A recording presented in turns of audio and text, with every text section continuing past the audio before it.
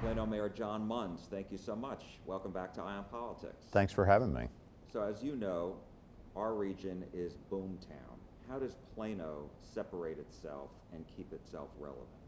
Well, it's really important that we focus on everything, and first and foremost is our infrastructure.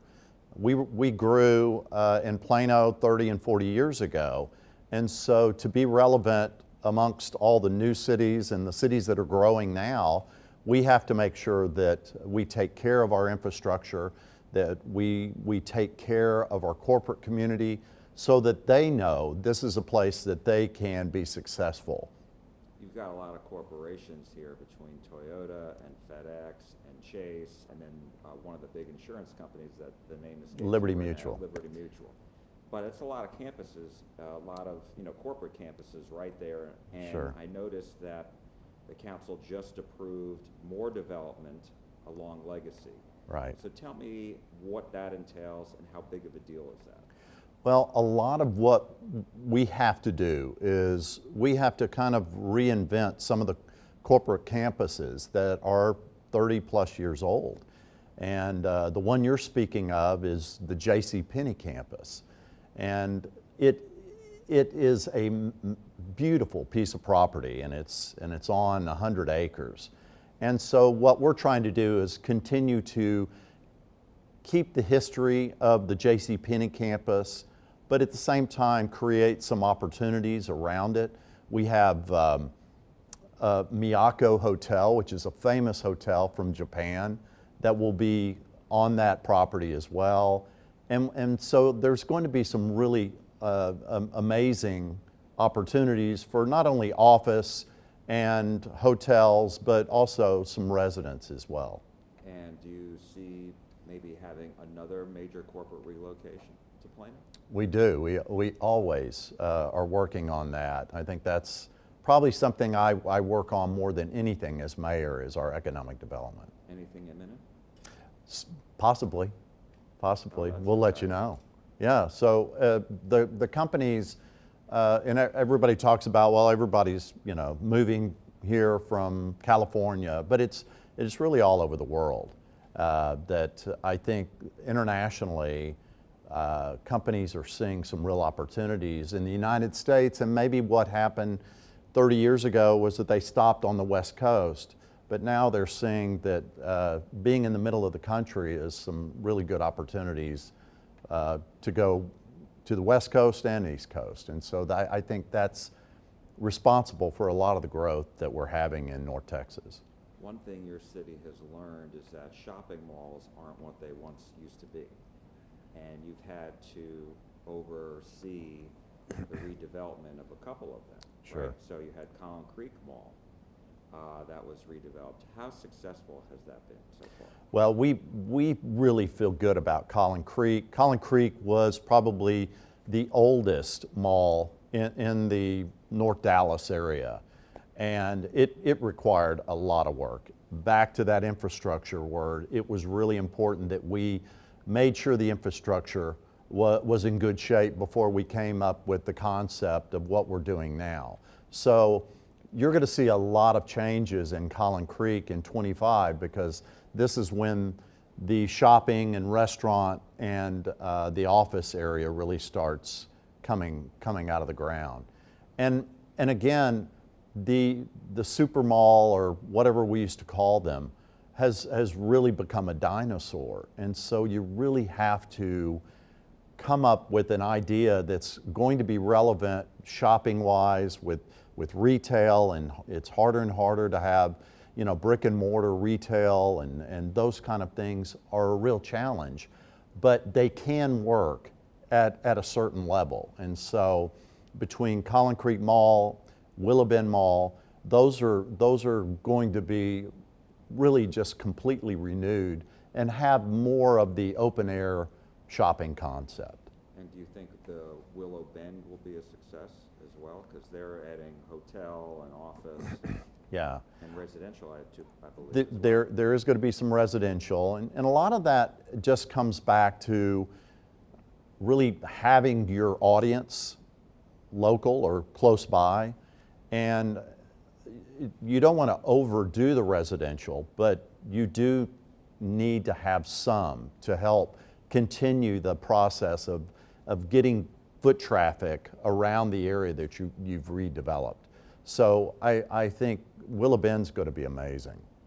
A lot of citizens are always concerned about apartments Mm-hmm. and having more apartments come in for traffic purposes, et cetera. So how do you weigh that?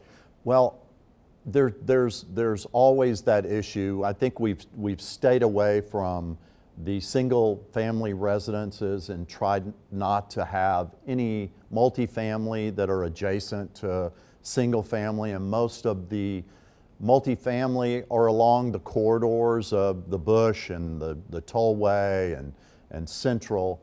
And a lot of the companies though want their employees to have access, to be able to be close to work. And so a lot of that really comes from our corporate community that say we need more housing adjacent to our corporate campus. The old live, work, play. Yeah. And as far as transportation is concerned, getting around, I know the city had passed a resolution cutting back on funding for DART. Whatever happened with that? Well, we're still having conversations with DART. What we're trying to do is make the value of DART work for Plano. And so we're really seeing a lowering capacity of buses that are empty and trains that are empty. And we're trying to work with DART and coming up with what really works for our city and moving people around Plano and possibly to Dallas. And so I will continue to have those conversations. And we're the second largest, customer behind Dallas. And we just like to see more opportunity for our residents to be able to move around Plano, whether it be an Uber style or the Go Link is what they call it, just something that a little bit more personal that works for our community. So fewer buses and more personal style vehicles or vans, or because you also mentioned you have the DART rail that goes. We have the DART rail, and the Silver Line will be at the end of the line. In fact, Plano is the end of the line on all the rail. And so we would love for, as we keep talking about the growth of the Metroplex, to see expansion because we know people don't just go south from Plano. And so that's really important to us. But yes, we're looking at less of the full-size buses that go around Plano to more personal style, moving people to and from work, whether it be from East Plano to Legacy West or back and forth, whatever it may be, to make sure that we have our residents can get around Plano and obviously anything that is a part of DART, so that they can have access to their work and shopping and things like that. And right now, I think there's a disconnect there, and we're trying to connect that. What's the response been from DART? Well, I think the response has been they're listening, they're wanting to see how they can apply those requests from us, and those conversations continue. I recently saw a billboard that Plano had put up about recruiting police officers. Yeah. And I thought the starting salary was like $108,000, something like that. Talk to me about recruiting efforts. How is the city doing? We have, I think, authorized 417 officers, and we're right there. Plus, we have an additional 11 officers extra over that amount, so that the training and things like that can occur, and it doesn't leave us a gap. Our recruiting for police and fire rescue is really great, and we're at our kind of our capacity number on both fire rescue and police. And where are they coming from? Are they coming from other cities across our Sometimes, region? as you know, sometimes they're just moving for a better opportunity, or they'd rather be here, and there's a lot of reasons. But yeah, I mean, I think that occurs throughout the Metroplex or even throughout the state. But you're saying that the salaries and benefits that the city is offering is attracting the candidates to come? Absolutely. Because as I said earlier, I think one of the highest priorities for our community, our corporate community, our education is to be safe and secure. And so we take that very seriously, and that's our number one budget item in Plano is our public safety. You're going to be attending a summit against anti-Semitism for various mayors across the country. Right. And what do you hope to get out of that, and why is it so important to you to attend that? I think one of the things that a lot of people may not know is how diversified Plano is. And it's a great thing. And I want to be more responsive to our entire community. And sometimes maybe you live in a vacuum because we all get along so well, and it's really hard to understand some of the issues that maybe our immigrant population deals with.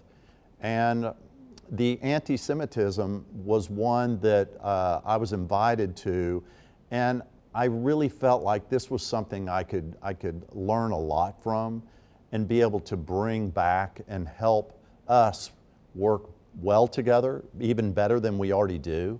And I just felt like this was an important opportunity for me to learn about some of the issues that occur in maybe larger cities across the nation that we could bring back and make sure that we do a better job in certain areas. And so I just felt like it was something that I should attend. Have there been any issues here specifically? Really not. I mean, we have a great community of people from all over the world who love Plano, and they come to Plano unannounced. They have a lot of their family or friends that have moved here and been here for 20, 30 years. And this is a destination for a lot of people throughout the world. There's the upcoming legislative session in Austin starting January 14th. What would you like to see? What have you told your state representatives that represent Plano that you'd like to see? Well, water and the power grid are always top priority for us, and it should be for everyone. We know that even after Bodark Lake was opened just last year, we're already needing another reservoir for the growth that's going on in North Texas. So that's always a concern, that we will have enough resources for the growth that's happening in North Texas. When I talk about education, we really need to fully fund public ed, because we need those kids to be our workforce in the future. And if we don't have them, then everything else is going to be affected. And when we talk about workforce and the companies that are really dependent upon that, and they start seeing some fracturing in those areas of education, it's a concern to us. And what's the reception been from the lawmakers that you've had these discussions with? I mean, I think they understand it, and they realize that those are things that have to be continued to be a priority for North Texas and really all of Texas to grow and thrive. And I'm hopeful that they understand that. My last question to you is property tax relief. Mm-hmm. Has the city been able to give homeowners a break on property taxes? I know the state, certainly made its reductions.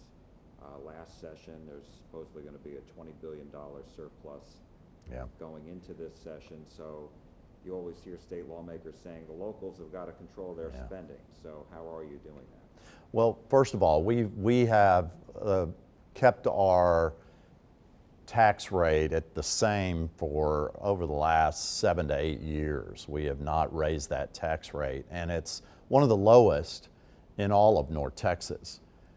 But obviously, when you have appraised values that have gone up exponentially since the pandemic, it's a challenge, and it's really hard for people to understand. Your home is worth a lot more than it was just a few years ago, and that's a good thing, except that you're going to pay more property taxes. And you know, I hear a lot of talk about eliminating property tax and things like that, but when you talk about that, you just want to hear what would your solution be if you eliminated that, and that's something that we haven't heard a whole lot about. And so we have tax freezes for our seniors. We do a lot to help protect our seniors and those that really need the help. But as long as the appraised values continue to go up and up, that's a real challenge for cities and schools and community colleges and counties to be able to make sure you make your budget, but at the same time, do your best to keep it affordable in your community. Plano Mayor John Muns, thank you so much. We appreciate it. Thank you for having me. I appreciate it.